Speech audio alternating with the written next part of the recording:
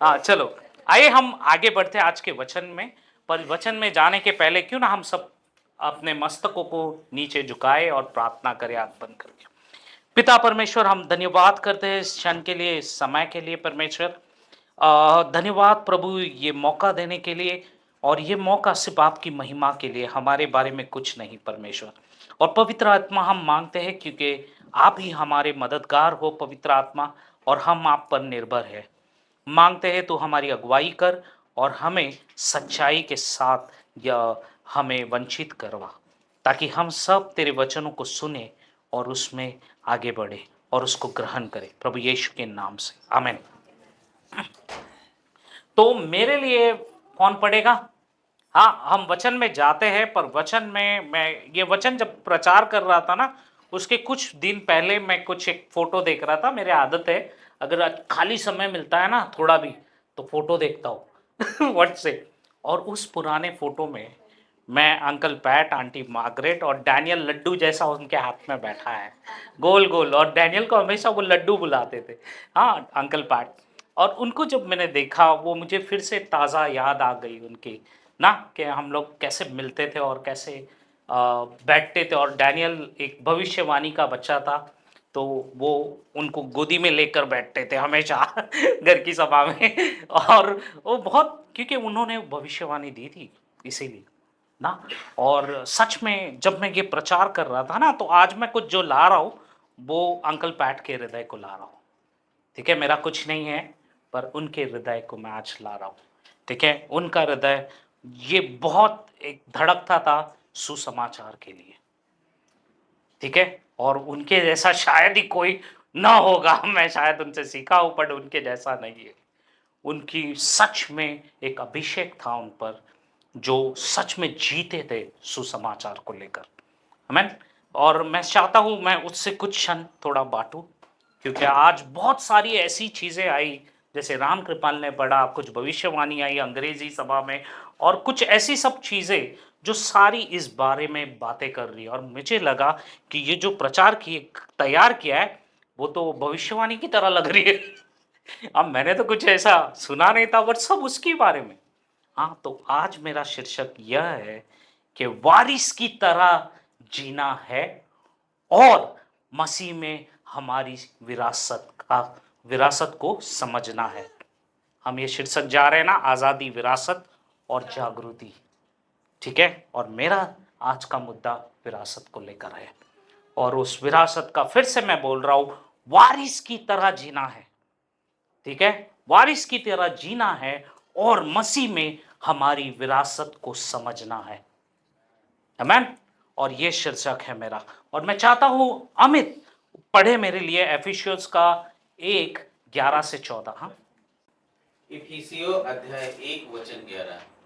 उसी में जिसमें हम भी उसकी मनसा से, जो अपनी इच्छा के मत के अनुसार सब कुछ करता है, पहले से ठहराए जाकर मीरास बने, कि हम जिन्होंने पहले से मसीह पर आशा रखी थी, उसकी महिमा की स्तुति के कारण हो। और उसमें तुम पर भी, जब तुमने सत्य का वचन सुना, जो तुम्हारे उद्धारकर्ता का सुसमाचार, और जिस पर तुमने विश्वास किया, प्रतिज्ञा किए हुए पवित्र आत्मा की छाप लगी। वह उसके मोल लिए हुओं के छुटकारे के लिए हमारी मीरास का बयान है, कि उसकी महिमा की स्तुति हो।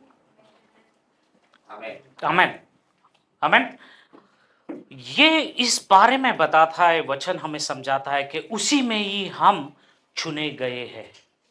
ठीक है, क्योंकि परमेश्वर की योजना के अनुसार हम पहले से ही ठहराए गए थे। आमीन। और वही अपनी इच्छा और उद्देश्य का अनुसार सब कुछ कराया है या करता है।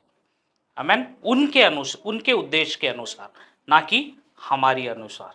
ठीक है, हर इंसान, ये बहुत अच्छी टॉपिक है विरासत ना। मैं आज सबका ध्यान यहां पर है, आ रहे हैं नए लोग जानते हैं, पर ध्यान यहां रखो वचनों में प्लीज। हाँ, आइए। तो बात ऐसा है, क्योंकि मैं विरासत को लेकर बातें कर रहा हूं, हर इंसान विरासत पाना चाहता है, हाँ या ना? ना क्यों? क्यों? हाँ बोल दिया, पर क्यों वो तो बोल रहे नहीं। हाँ, इनहेरिटेंस। देखो मैं आपको बताता हूँ विरासत में क्या ऐसी खासियत है कि मैं समझ सकता हूँ आप सब क्यों चुप बैठ गए। हाँ, तो दुनिया की विरासत में क्या है? क्या है? पैसा। देखो किसने बोला हो? एक नंबर आशा। पैसा। तो पैसा दुनिया की विरासत क्या है? हाँ, उस पे गाना भी बना दिया है किसी ने, पैसा पैसा करती है ना, ऐसा है। तो ये बहुत डेंजर है पैसा। ये पैसा जो है बहुत डेंजर है। ठीक है, सारे शैतानी का जड़ वो ही है पैसा। बहुत लफड़े कराता है। और दूसरी बात, दुनिया की विरासत में पैसा है, जमीन है, प्रॉपर्टी है, ठीक है, या तो फैमिली यानी परिवार का दौलत है। ठीक है, मेरे परिवार में इतना है, जमाया है, इतना है, तो परिवार की दौलत है और हो सकती है। ठीक है, और यही चीज पर विरासत ठहराया गया है ना। और दुनिया का नजरिया इसी में है विरासत। पर बाइबल, ये मैं इसलिए बता रहा हूं आप लोग ताकि गहराई से समझो, क्योंकि मैं कुछ ला रहा हूं वो वही हृदय धड़कता है जो अंकल पैट का है, वो ला रहा हूं कुछ गहराई। इतना साल उनके साथ मैंने बिताया है तो मैं उनके हृदय को अच्छी तरह से समझता हूं और वो मैं यहाँ पे ला रहा हूं। ठीक है, लेकिन ये सब चीजें जो है, ये क्या ये हमेशा के लिए रहेगी आपके साथ? फिर भी हम मरते हैं ना। जब पैसे की या इसकी बात आती है तो लड़ पड़ते हैं, कितने परिवार लड़े ना। तो ये बहुत डेंजर, विरासत की बात की ना तो बहुत डेंजर बात है। तो ये सब टेम्परेरी और ये सच्चाई है, पर फिर भी लोग इसके लिए लड़ते हैं। हम ये सच्चाई को जानते हैं ना, फिर भी लोग लड़ते हैं। हाँ, और क्या, लेकिन ये सब टेम्परेरी तो है, पर एक दिन हम सब जानते हैं कि ये खत्म होगी ना। पर बाइबल, फिर से मैं कह रहा हूं, बाइबल कुछ अलग बताती है, रहस्य की बातें बताती है, वो परमेश्वर के हृदय की बातों को बताती है। हाँ, और मैं चाहता हूं कि आज आप इस गहराई को जानो और ध्यान से सुनो। अगर आप सो रहे हो तो मैं आपको एक्सरसाइज करा दूंगा, पहले ही बोल रहा हूं। हाँ, तो प्लीज बिल्कुल सोना नहीं। आंख और कान दोनों भी खुले रहेंगे। आमेन। तो बाइबल हमें इस विरासत के बारे में अब ऐसी बातें बताती है कि हमेशा के लिए, जो हमेशा के लिए बात बताती है। ये विरासत ऐसी है जो हमेशा के लिए रहेगी, कुछ क्षण के लिए नहीं बल्कि हमेशा के लिए।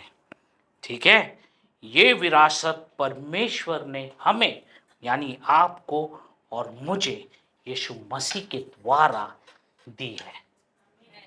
आमीन। और आइए हम समझे इसको। इसे हम अपने अच्छे कामों से नहीं कमा सकते। कमा सकते हैं क्या? नहीं, हम हमारे अच्छे कामों से नहीं कमा सकते। ये अंकल पैट हमेशा मेरे को बोलते थे, हमारे अच्छे कामों से कुछ नहीं आता सनी। और क्योंकि मैं तभी दुनिया में था तो थोड़ी दुनिया की सोच थी ना, अरे अंकल पैसा नहीं रहेगा तो कहाँ में जाएगा ना। पर वो मेरे को बहुत गहराई में लेके गए ये सिखाने के समय।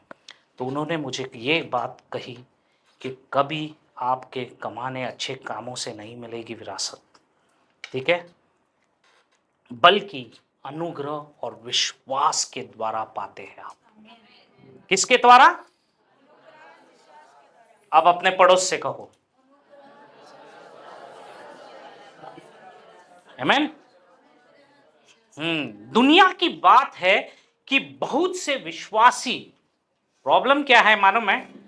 बहुत से दुनिया में है, बहुत हम सब विश्वासी है ना, पर कई विश्वासी जब ये आत्मिक चीजें है, जब मैं ये सीखने के बाद जब मैं वो आत्मिक चीजों से देखने लगा चीजों को बारीकी से, तो वहां पर दुख की बात यह है कि बहुत से विश्वासी आत्मिक गरीबी में है। दुख की बात है पर सच्चाई है, बहुत से विश्वासी आत्मिक गरीबी में है। और उसी तरह वो जी रहे हैं। हकीकत है। और उसी तरह वे जीते हैं, क्योंकि उनको पता ही नहीं कि मसीह में उनके पास क्या क्या है। और आज इस गहराई को मैं छेड़ना चाहूंगा ताकि आप सब जाने। आज 4 बातें मैं आपको सिखाना चाहता हूं। पहली, हमारी विरासत का स्रोत, ठीक है।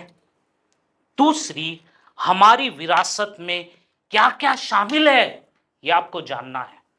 तीसरी, हमें इससे कैसे प्राप्त कर सकते हैं, हम कैसे इसे प्राप्त कर सकते हैं। और चौथी, हमें वारिस की तरह कैसे जीना चाहिए। बहुत जरूरी है। तो ये 4 मुद्दे हैं, पर बहुत सामर्थ्यशाली है। तो पहली बात, परमेश्वर ने शुरुआत से ही अपने लोगों के लिए विरासत की योजना बनाई थी। शुरुआत से ही अपने लोगों के लिए, ठीक है। और यही मेरा मुद्दा है। और अगर आप ध्यान से सुनोगे और देखोगे, जेनेसिस, उत्पत्ति से नए करार तक अगर आप देखोगे, परमेश्वर की योजना हमेशा से अपने लोगों को आशीषित करने की रही है। क्या क्या करने रही है? आशीष करने, श्राप नहीं बल्कि आशीष करने की है, ठीक है। उत्पत्ति का 12:1-3 अगर आप पढ़ेंगे तो परमेश्वर ने अब्राहम को बुलाया उस वचन में, ठीक है। और जब आप पढ़ोगे तो परमेश्वर ने अब्राहम से वाचा किया। वाचा किस प्रकार का था? हमें थोड़ा पढ़ो उत्पत्ति का 12:1-3 ताकि हम जाने। उत्पत्ति अध्याय 12 1 से 3। जो तुझे आशीर्वाद दे उसे मैं भी आशीर्वाद दूंगा, और जो तुझे कोसे उसे मैं श्राप दूंगा, और भूमंडल के सारे कुल तेरे द्वारा आशीष पाएंगे। आमीन। तो यहां पर अगर धारिकी से देखेंगे, अंदर की बात जो आत्मिक चीजें खोज के निकालना है वो ये है कि उसने अब्राहम को वाचा दी। किस बारे में? क्या थी वो थी एक देश की, एक देश, एक बड़ी राष्ट्र की, दूसरी आशीष की, और चौथी उसके द्वारा सारे राष्ट्र आशीषित हो गए। आमीन। तो ये अंदर की बात है जो अंदर से निकालना है हमें, आत्मिक चीजें, ठीक है, वो आशीष की बात। और जूने करार में अगर आप देखेंगे कि विरासत खास करके शारीरिक की थी, फिजिकल, ठीक है। कैसे? अभी आप बताओगे कैसे, मेरे को पूछोगे। तो पहली अगर शारीरिक चीजें है तो उसने क्या किया मानो? परमेश्वर ने उसने वाचा की भूमि के बारे में बात की, प्रॉमिस लैंड, ओके। उसने प्रॉस्पेरिटी यानी उन्नति के बारे में बात की। तीसरी, उन्होंने शांति की बात की जो हर मनुष्य चाहता है ना। और चौथी, परमेश्वर की उपस्थिति, ठीक है। लेकिन ये सब एक और भी बड़ी आत्मिक विरासत की तरह हमें इशारा करती है जो यीशु मसीह के द्वारा ही मिलने वाली थी। आमीन। गलातियंस का 3:29 हमें कहता है, अगर तुम मसीह के हो तो तुम अब्राहम की संतान और वाचा के अनुसार उसके विरासत वारिस हो। आमीन।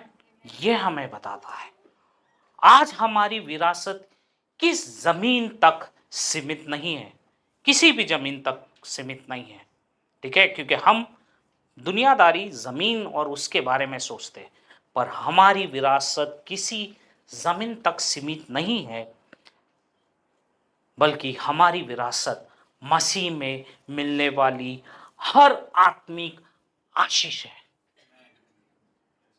वो हमें जानना है, जो सदा हमारे साथ रहेगी, वो मसीह में मिलने वाली आशीष, उसको कोई भी नाश नहीं कर सकता। वो टेम्पररी नहीं है, वो सदा सदा के लिए रहेगी। वो मसीह में आशीष जो आपने और मैंने पाई है, आज आप उसे जानो गहराई से। मेरा दूसरा मुद्दा, मसीह ने हमें परमेश्वर के राज्य का वारिस बनाया है। हाँ या ना? आमीन। ये सच्चाई है। मसीह ने हमें परमेश्वर के राज्य का वारिस बनाया है। अगर जुने करार देखोगे, अगर वहां पर यीशु नहीं होता है तो क्या होता? जुने करार को अगर आप समझ सकते हो, परमेश्वर बहुत कुछ दिखाए वहां पर अगर आप देखोगे मसीह के बिना हम परमेश्वर से अलग है या अलग थे। क्यों? क्योंकि अगर आप देखोगे जुने करार में ध्यान से, एक्सोडस को व्हाट यू से, निर्गमन का 19, उसमें आप देखोगे बड़े बड़े चमत्कार सब कुछ होता है निर्गमन में, आपने देखे है ना। पर जब माउंट साइनाई, यानी पर्वत जो हिंदी में साइनाई बोलते हैं ना, सिनाई, हाँ हाँ। तो जो माउंट सिनाई पर्वत जो था, वहां पर इन लोग ने जिद की, यहूदी लोगों ने, कि सिर्फ मूसा क्यों जाके परमेश्वर से बात करता है, हम भी क्यों नहीं करें। देखो इस जिद, और इसके वजह से क्या हुआ, सबने जिद की और परमेश्वर ने मूसा से बात की, बोले चलो मिलेंगे हम माउंट सिनाई पर्वत में। ठीक है, अब सिनाई पर्वत में मिलने की बात हुई, और परमेश्वर कौन है? पवित्र है। पवित्र के आगे हम पापी का क्या मोल? सच्चाई है ना, क्या मोल। और तब अगर आप देखोगे कि वो वचन हमें बताता है कि वहां पे धड़ाम गर्जनाट हुई, धुआं निकला, बहुत कुछ, और ये परमेश्वर की उपस्थिति आ रही थी, और लोग उसकी पवित्रता के वजह से माउंट सिनाई में चढ़ ही नहीं पाए, मर गए, मरने लगे कुछ लोग। और तब उन्होंने कहा, ए भाई मोजेस, तू जा, तू हमारे लिए बातें कर। देखो ये सच्चाई है, हमारा परमेश्वर के साथ कोई मोल ही नहीं था कि हम उससे बात कर सकें। सिर्फ चुना हुआ मूसा था जो बात कर रहा था उस क्षण में।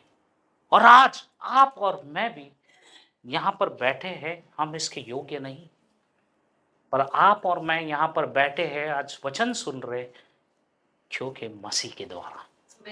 आप सब अलग अलग राष्ट्र से, जाति से आते हो, ये दुनिया करती है, पर प्रभु यीशु जाति राष्ट्र ये सब नहीं करता, वो एक ही रिश्ता बताता है, वो है प्रेम का। आमीन।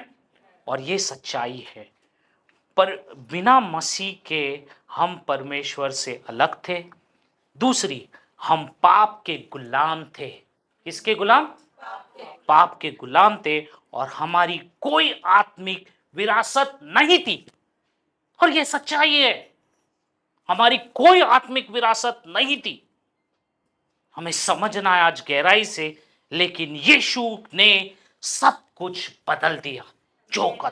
यो ऐसे कर दिया कि आप समझते हो इस गहराई को, आपका हृदय, आपकी आत्मिक दुनिया हिल जाएगी। रोमियो का 8:16-17 कहता है, अगर हम परमेश्वर की संतान है तो हम उसके वारिस भी है, और परमेश्वर के वारिस और मसीह के साथ स उत्तराधिकारी भी है। वो उस बारे में बात कर रहा है। आमीन। ध्यान दीजिए, सॉरी, ध्यान दीजिए, सिर्फ बच्चे ही विरासत पा सकते हैं, हाँ या ना? या पाते हैं। ठीक है, दत्तक यानी ग्रहण, एडॉप्शन को ग्रहण ना, गोद लिया हुआ, ठीक है। तो गोद लिया हुआ के द्वारा, जो भी कोई गोद लेते हैं उसके द्वारा हम परमेश्वर के बेटे और बेटियां बने। ठीक है, पर कैसे वो गोद लिया वो भी हमें जानना है। ठीक है, जो कुछ मसीह का है वो अनुग्रह के द्वारा हमारा भी हो गया। किसके द्वारा? मसीह का द्वारा ये सारी चीजें हमारी हो गई। सोचिए कि एक बच्चा जो अनाथ है और किसी राज परिवार में अगर उसको गोद ले लेते हैं या दत्तक ले लिया तो क्या होगा?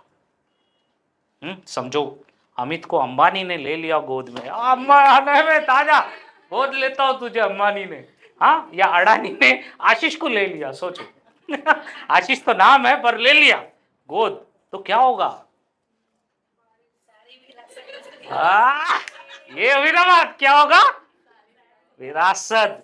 क्या उसने कोई काम किया उसके लिए? नहीं, पर फिर भी उसकी पहचान सिर्फ कब बनेगी? क्योंकि उसने उसे गोद लिया।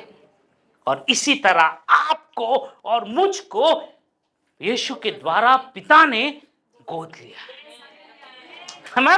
और ये सच्चाई है, आप जानो, ये सच्चाई है। और इससे हमारी पहचान मिलती है हमें कि मैं परमेश्वर स्वर्गीय पिता का बेटा और बेटिया हूं। आमीन। और ये सच्चाई है। वैसे ही हमारी विरासत हमें कोई काम करने से नहीं मिलती भाई। आपने कोई अच्छा काम किया, हाँ बोलेंगे मैंने किया, पर क्या आपका काम आपको बचा सकता है? नहीं, क्योंकि आप पापी है। जैसे अंकल पैड बोलते थे, एक कुत्ता भाव भाव करेगा, एक बिल्ली म्याऊं करेगी। ठीक है, अगर मैं बिल्ली को कहूंगा कि भाव भाव कर, तो करेगी? नहीं ना। और एक कुत्ते को कहूंगा म्याऊं म्याऊं कर, करेगा? वैसे ही एक पापी पाप करेगा।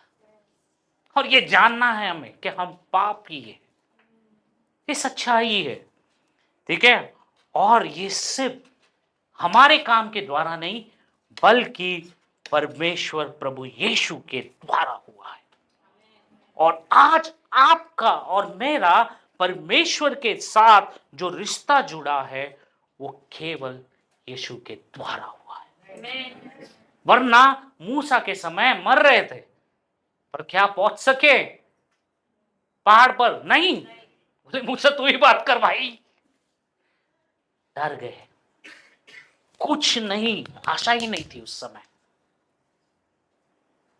पर ये आज आप और मैं यहां पर अच्छे बैठे हैं, क्योंकि हमारे पास आशा है।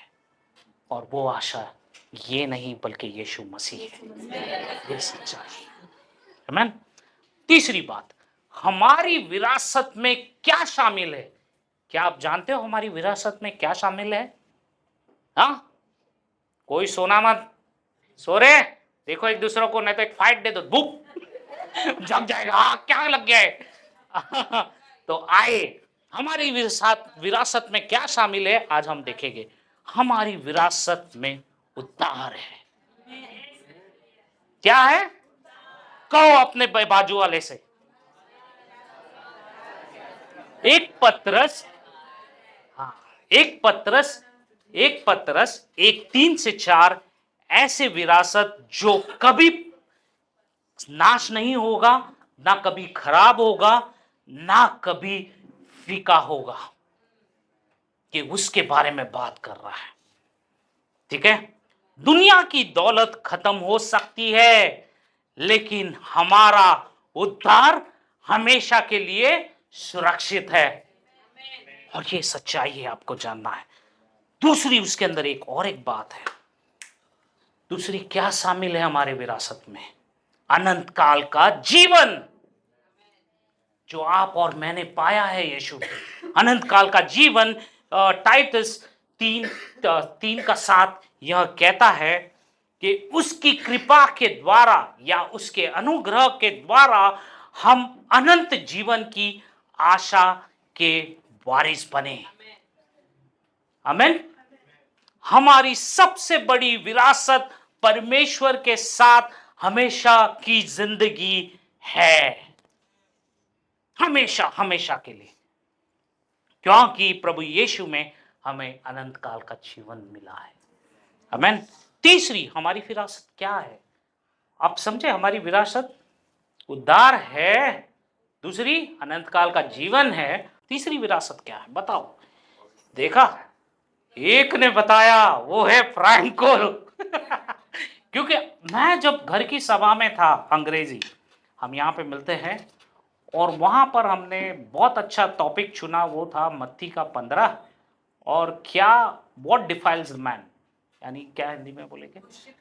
हाँ, मनुष्य को दूषित क्या करता है, हम बात कर रहे थे। और मैं मेरे पिछला जीवन बता रहा था। और जब मेरे जीवन में जब भविष्यवाणी आई इगतपुरी में, अंकल पैट थे, फ्रैंको थे, हम सब थे। और तभी स्टीव फन रायन जो गॉड चैनल में आता था, मैंने तो कभी सोचा ही नहीं था कि भाई गॉड चैनल में आता है, पर एक दिन मैंने उसको देखा वहां पर। वैसा बंदा मुझ पर भविष्यवाणी लाता है कि ये आते हुए समय में एल्डर बनेगा। स्टीव ऑलिवर लाता है कि भाई ये एल्डर बनेगा। और ये सब बातों को लेकर दीपिना घर पर हंसने लगी, बोलते या तो इन लोग मूर्ख है, तुझ में क्या देखा है हमको पता नहीं, पर मैं तो मान ही नहीं सकती। और मैंने बोला यार अभी मैं क्या बोलूं, क्योंकि असली चरित्र तो औरत के बिना थोड़ी बार वाले जानेंगे। आया तो मेरा असली चरित्र कौन जानता था, मेरी औरत। उसके पास रहस्य था, तो वो दोनों को मूर्ख गिनती थी। बोले स्टीव ऑलिवर भी मूर्ख है और स्टीव फन रायन भी मूर्ख है। और मैं भी उसी बात में विश्वास करता था।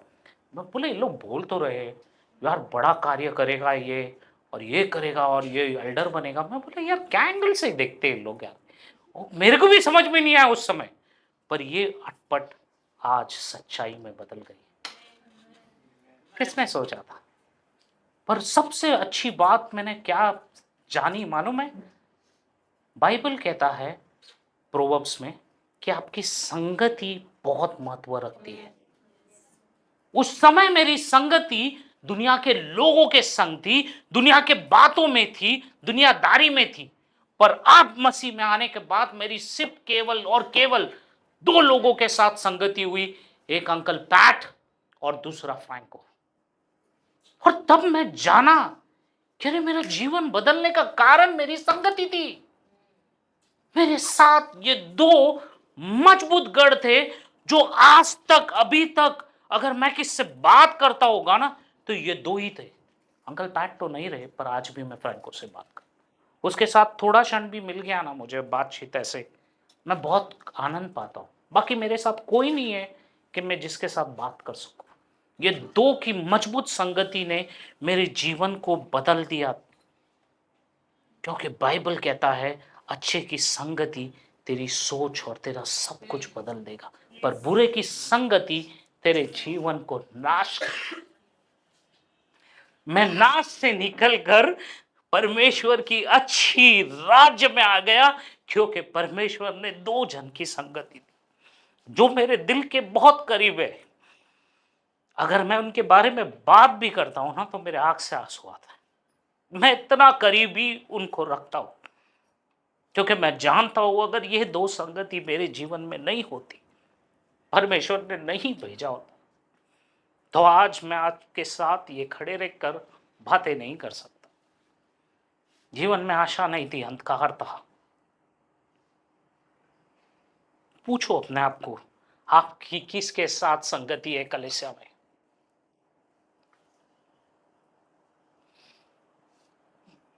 विरासत है हमारी, किसके साथ संगति आपकी? क्या दुनियादारी के साथ या परमेश्वर के लोगों के साथ? वो आपको बदल सकता है, वो आपको बदल सकता है, आपके जीवन को आकार दे सकता है। मेरे कई बार दीपिना के साथ अनबन हुई, पर फ्रैंको हमेशा मुझे ऑफिस किधर भी उसका समय था तो मेरे को देता था। अंकल पैट नहीं रहे, पर फिर भी वो था मेरे साथ। ये संगति थी जिसने मुझे परिवार कैसे चलाना है वो सिखाया, जिसने मुझे जीवन लेना नहीं, छीनना नहीं, बल्कि जीवन देना सिखाया। बहुत जरूरी है आपकी संगति किसके साथ है। आज हम प्रार्थना उपवास के दिन में चल रहे हैं। कल से यार नहीं, सॉरी, आज से रात को, शाम को कृपया मैं आप सबको बोलता हूं उपवास रखो। चाय कॉफी पी सकते हो, उपवास रखो, दिल से रखो और कहो परमेश्वर अगर कोई ऐसी संगति नहीं है उसे ला। परमेश्वर मैं जानता हूं तू मेरी बातों को सुनता है, तू बदलेगा मुझे, मेरी बुरी बातों को मेरे जीवन से निकाल देगा परमेश्वर। और आपको कौन मदद करेगा? तीसरी हमारी विरासत है वो है पवित्र आत्मा। जैसे फ्रैंको ने बताया, ये हमारी विरासत है। पवित्र आत्मा हमारी विरासत है और वो गारंटी है। हमें वो अगुवाई करता है, मार्गदर्शन करता है हमारी, ठीक है, हमें शांतवता देता है और वो हमें सामर्थ देता है। जब आप किसी के सामने खड़े हो जाओगे ना, आम आदमी बोलेगा यार ये अलग है। मुझे बहुत जन बोलते हैं कि भाई ये अलग है, इसमें क्या है, कहां से आता है इतना जोश। पर मैं बोलता हूं ये पवित्र आत्मा है। शायद दुनिया नहीं समझेगी, पर जो मसीह के लोग होंगे ना वो समझेंगे कि ये ठंडा नहीं है, ये पवित्र आत्मा से भरा है, इसलिए अलग है। इसमें जोश है, इसमें सामर्थ है। आप और मैं सब वो विरासत को हासिल किए हुए लोग हैं। हम जहां कहीं ठहर जाए हम अलग दिखेंगे। क्यों? क्योंकि हमारी विरासत तीसरी जो है पवित्र आत्मा, वो हमको निराशा के समय भरोसा दिलाता है, क्योंकि वो बातें करता है। आज वंदना ने बताया दुख कष्ट क्या क्या वो गई। वचन देखो इसके साथ जुड़ा हुआ है। मुझे नहीं पता था ये भविष्यवाणी की तरह वचन आएगा। और हमारी विरासत कौन है? पवित्र आत्मा। वो ऐसे समय में हमें आशा लेकर आती है। परमेश्वर का वचन हमें आशा देता है और पवित्र आत्मा ही हमारा फ्यूचर यानी भविष्य का विरासत और वो गारंटी है। वो हमें आशा देता है भविष्य का, और ये सच्चाई है। चौथी बात, अधिकार और जीत। ये मेरी चौथी बात है। लूका का 10:19 कहता है, यीशु ने विश्वासी को दुश्मन की सारी शक्ति पर अधिकार दे दिए है। किसके ऊपर? दुश्मन की सारी शक्ति पर आपको यीशु ने अधिकार दे दिया है। आमीन। वारिस होने के नाते हमें जानना है कि हम पीड़ा नहीं, हमें कोई भी पीड़ा से हम जाते हैं, कोई भी पीड़ा, हम पीड़ित नहीं है।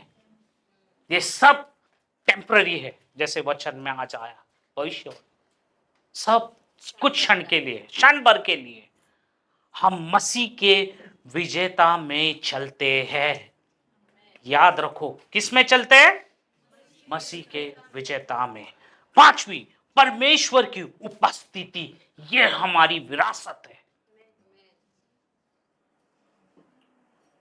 उद्धार, अनंत काल का जीवन, पवित्र आत्मा, और चौथी परमेश्वर की उपस्थिति। ये हमारी विरासत है। प्रभु तू ही, साम कहता है भजन संग्रहिता का 16 का 5-6 कहता है, प्रभु तू ही मेरा हिस्सा और मेरा प्याला है। कौन है? प्रभु। प्रभु यीशु हमारा हिस्सा है और मेरा प्याला है।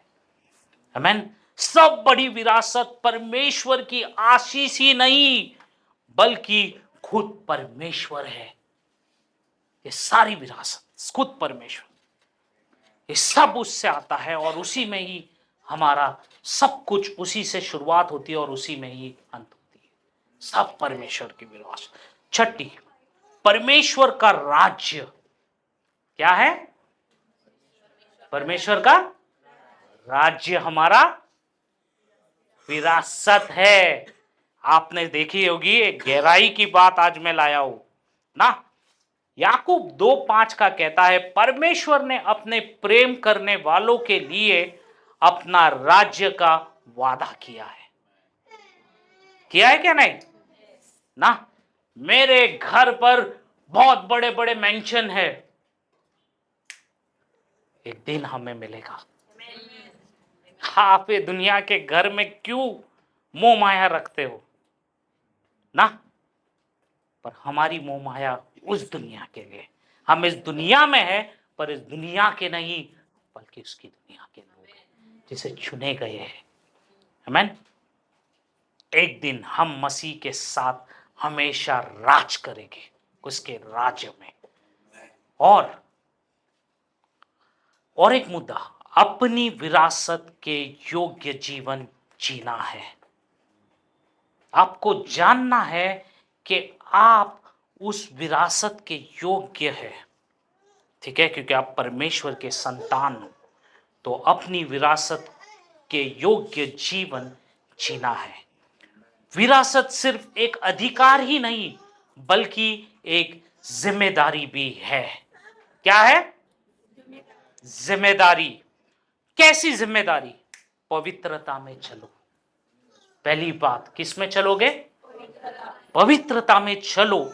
1 पतरस का 1:15 से 16 हमें सिखाती है, हमारा जीवन परमेश्वर के चरित्र को दिखाता है ना। अगर हम यीशु में हैं तो हमारा चरित्र यीशु को दिखाना चाहिए, चाहे कहीं भी जाए। इब्राहिमियों, विश्वास से चले। दूसरी बात, विश्वास से चलिए, क्योंकि इब्राहिमियों का 11 हमें सिखाता है विश्वास ही परमेश्वर के वचनों को प्राप्त करता है।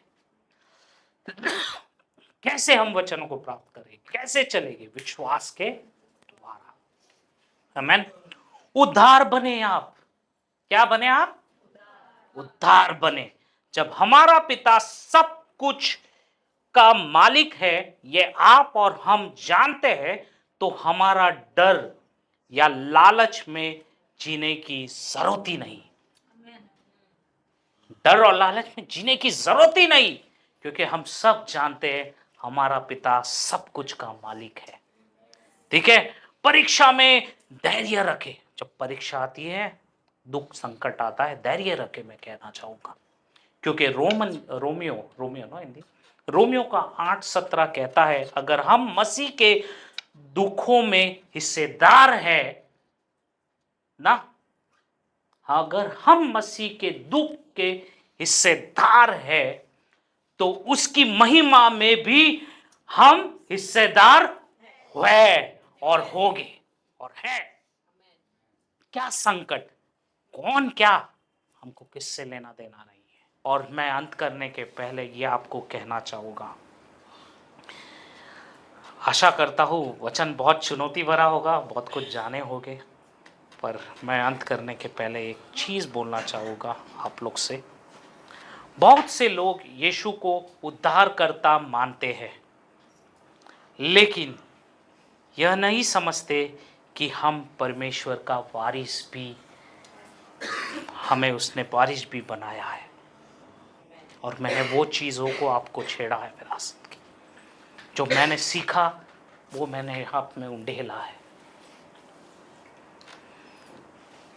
याद रखिए, हम चुने गए हैं, हम चुने गए हैं, हम परमेश्वर की संतान है, हम उसके वारिस हैं। हमारी विरासत कभी समाप्त नहीं होगी, कोई भी इसे हमारे से छीन नहीं सकता।